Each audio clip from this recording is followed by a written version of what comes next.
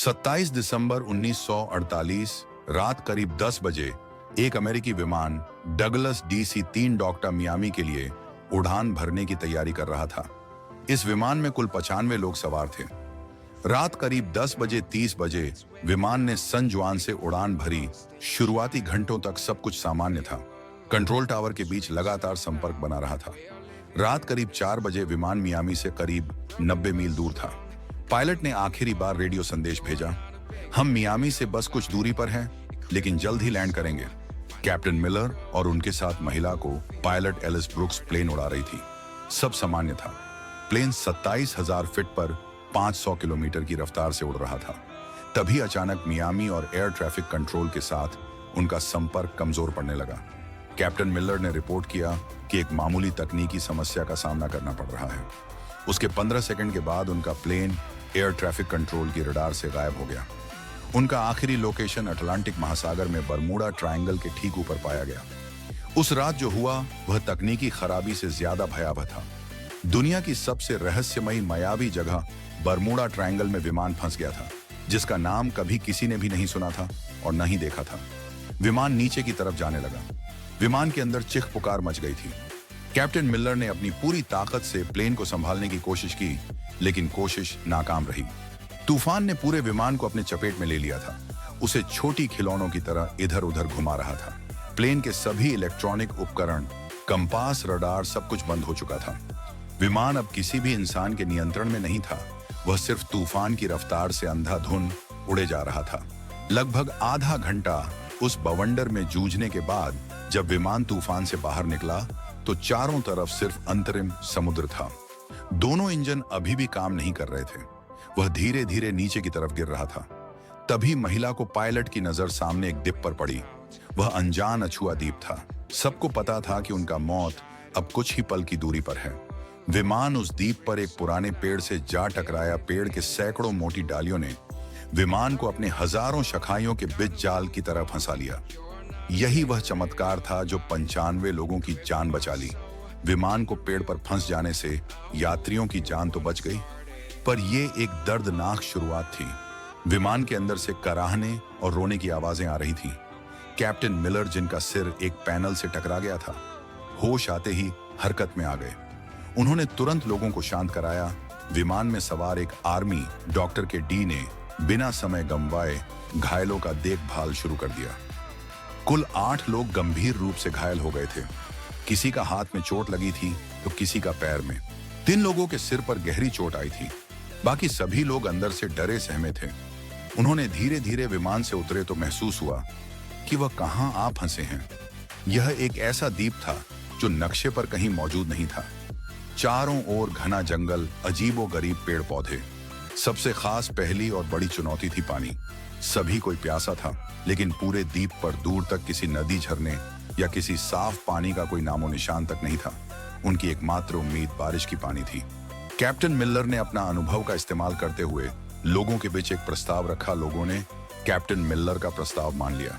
Captain Miller ने लोगों को एक समूह में बांट दिया। एक समूह को विमान से खाने पीने का सामान, मलबे से दवाइयां निकालने का काम सौंपा गया।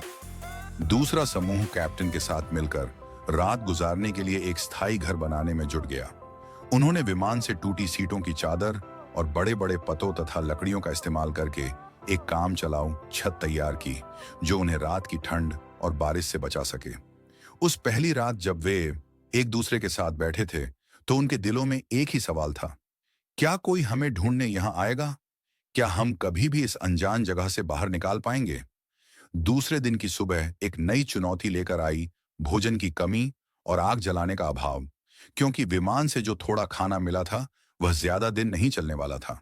उन्हें द्वीप पर भोजन खोजना था, पर कौन सा फल जहरीला है और कौन सा खाने लायक जानने का कोई तरीका नहीं था।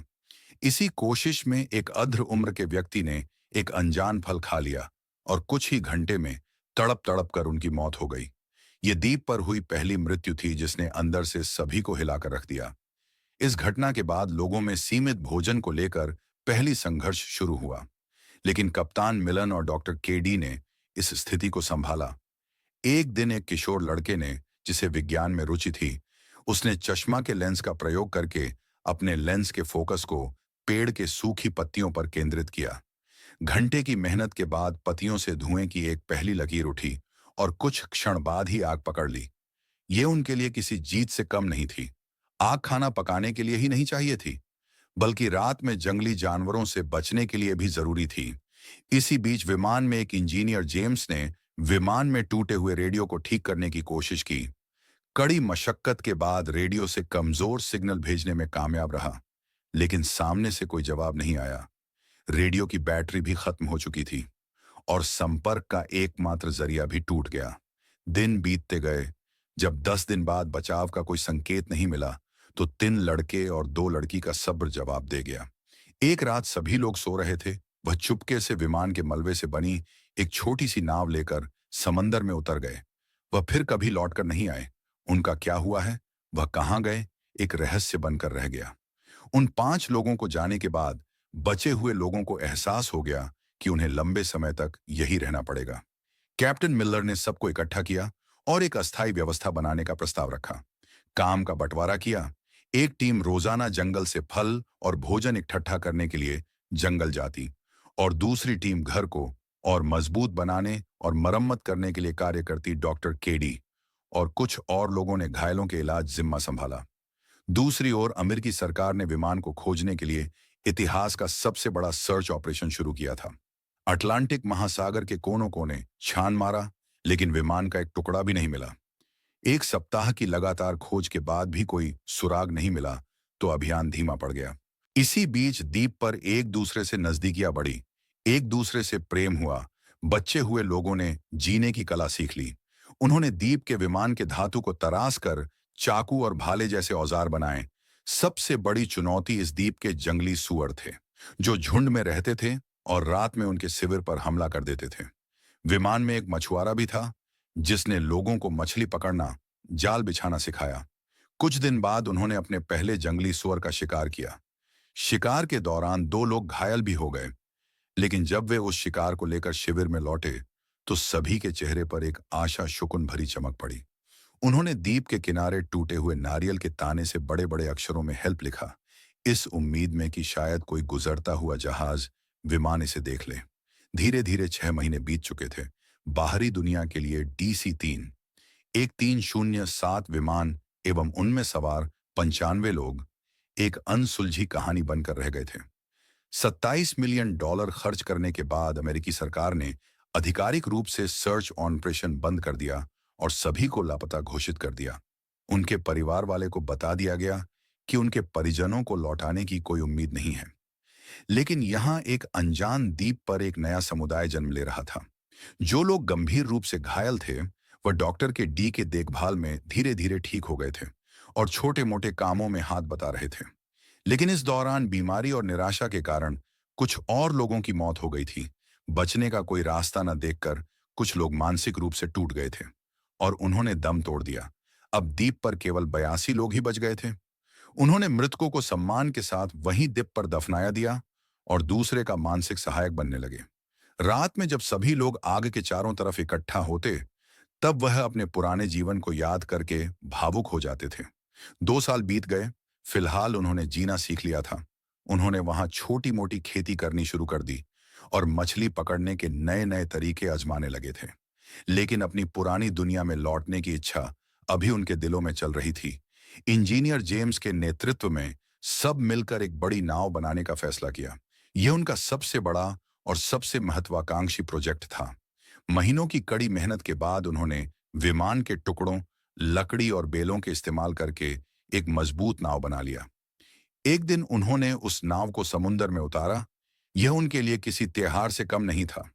उन्होंने अपने से मजबूत और अनुभवी लोगों को उस नाव पर सवार किया और उनसे वादे लिया कि वे लोग जाकर हमारी मदद के लिए वापस लौटेंगे। द्वीप से कुछ मील दूर नाव तो ठीक चली, लेकिन फिर मौसम ने अपना असली रूप दिखाया। अचानक आसमान में काले बादल छा गए और एक तूफान ने उनकी नाव को घेर लिया। ऊंची ऊंची लहरों ने नाव को पलट दिया।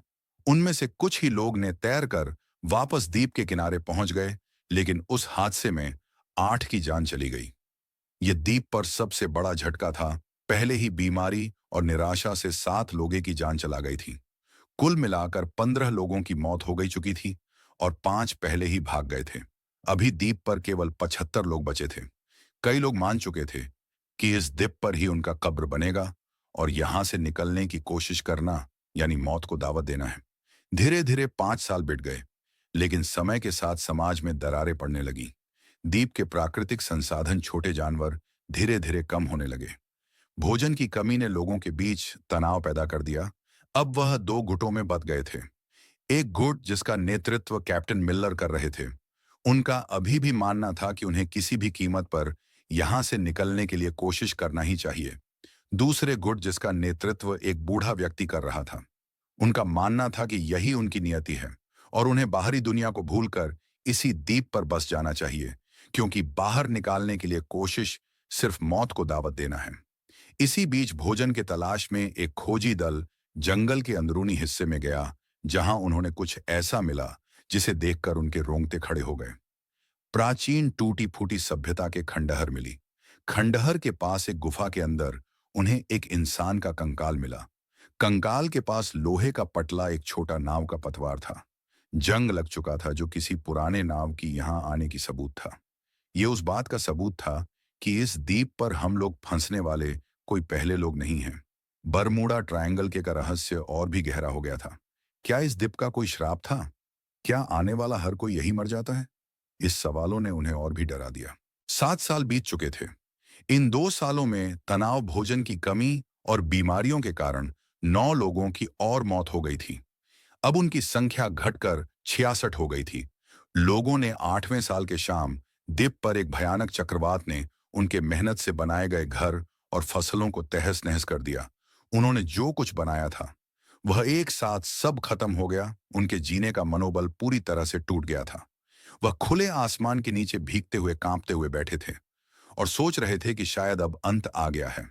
चक्रवात के ठीक 2 हफ्ते बाद जब वे उबरने की कोशिश कर रहे थे, द्वीप पर कंपन उठा। जमीन ऐसे हिल रही थी जैसे फट जाएगी। पहाड़ टूटकर गिरने लगे और पेड़ उखड़ने लगे। हर कोई अपनी जान बचाने के लिए इधर उधर भागने लगा। यह भूकंप बहुत विनाशकारी था, लेकिन अनजाने में यह उनके उदय का कारण बनने वाला था। इस दुर्घटना के कारण विमान का मलबा, जो सालों से एक ही जगह पर था, वह अपनी जगह से खिसक कर कुछ दूर चला गया था और उसकी नीचे दबे हुए हुए तार उपकरण बाहर आ गए थे। किसी को भी नहीं पता था यह छोटी सी घटना उनकी 9 साल की पीड़ा का अंत मिटाने वाली है। भूकंप के कुछ दिन बाद जब समुद्र शांत हुआ, तो इंजीनियर जेम्स ने टूटे हुए जहाज के मलबे को साफ कर रहे थे। तभी उसकी नजर उस रेडियो पर पड़ी जो एक प्लास्टिक बॉक्स के नीचे दबा था। जेम्स उस रेडियो को उठा लिया और रेडियो का एक स्विच दबाया, पर उसमें कुछ हरकत नहीं हुआ क्योंकि उसका बैटरी खत्म हो चुका था। तभी वहां पर साइंस में रुचि रखने वाला वो लड़का जाता है। उसने जेम्स के हाथ से उस रेडियो की बैटरी को लेकर वही मलबे में पड़ी कुछ तारों के टुकड़े को लेता है। विमान के मलबे से एक कांच लेकर धूप में चला जाता है। धूप में बैठकर वहीं कुछ तारों को बैटरी से जोड़कर कांच के ऊपर लपेट देता है और एक कांच के टुकड़े पर तारों को लपेटकर वही समुद्र के पानी में डाल देता है। तभी कुछ समय बाद वह तारों से बैटरी को निकालकर इंजीनियर जेम्स को दे देता है। रेडियो में बैटरी डालते ही उनमें से हल्की एक खर की आवाजें आईं। खा खर के आवाजे के साथ ही उसकी दिल की धड़कन बढ़ गई। उन्होंने हाथों से रेडियो के बटन को दबाया। दबाते ही रेडियो की हरी बाती जल उठी। उसने तुरंत माइक उठाया और एक कांपती हुई आवाज में कहा, मोड मोड फ्लाइट DC 31307 है। हम जिंदा हैं। हम 9 साल से एक द्वीप पर फंसे हुए हैं। दूसरी तरफ मियामी के कंट्रोल रूम में एक ऑपरेटर ने जब यह संदेश सुना तो उसे अपनी कानों पर विश्वास नहीं हुआ। वह सोचा कि यह कोई मजाक कर रहा है। जब जेम्स ने विमान का रजिस्ट्रेशन नंबर, कैप्टन के नाम और उड़ान की तारीख बताएं, तो पूरा कंट्रोल रूम में सन्नाटा छा गया। अमेरिकी सरकार ने तुरंत ऑपरेशन फिर से चालू कर दिया। उस टाइम सैटेलाइट तकनीक इतनी विकसित नहीं थी कि वह लोगों के लोकेशन को ट्रैक कर सके। बस इतना पता था, बरमुंडा ट्रायंगल के आसपास ही कहीं है। उन्होंने उस इलाके के पूरी द्वीप एक एक कर फिर से छान मारने की फैसला किया। दूसरी ओर द्वीप पर मौजूद लोगों में आशा की एक नई किरण जाग उठी थी। वह दिन रात एक बड़ी आग जलाकर धुआं करते रहते ताकि वे लोग उठ रही धुआं को देख सके। पूरे 9 साल बीत चुके थे। एक दिन सुबह द्वीप पर लोगों ने सोकर उठे तो उनमें से एक ने सामने दूर एक छोटा सा ढाबा देखा। वह ढाबा धीरे धीरे बड़ा हो रहा था। वह एक जहाज था, वह एक अमेरिकी नौसेना का जहाज था। उस जहाज के देखते ही 9 साल का दबा पीड़ा उनके आंसुओं के सैलाब में बह उठा। लोग खुशी से एक दूसरे के गले लगाने लगे। वह बार बार दौड़ते हुए चिल्ला रहे थे, हम बच गए, हम बच गए, बचाव। दल जब वहां पहुंचे तो वहां का दृश्य देखकर सनन रह गए। जिसे दुनिया 9 साल पहले मृत मान चुकी थी, वह उनके सामने खड़े थे। थके हुए, कमजोर लेकिन जिंदा। उनकी वापसी की कहानी ने पूरी दुनिया को हिलाकर रख दिया। 27 दिसंबर 1948 की रात की घटना इतिहास के सबसे बड़े हवाई जहाज हादसे में दर्ज हो गई। आज भी यह घटना हमें याद दिलाती है, दुनिया में ऐसे बहुत से राज छुपे हुए हैं जिसे विज्ञान आज तक समझ नहीं पाई है।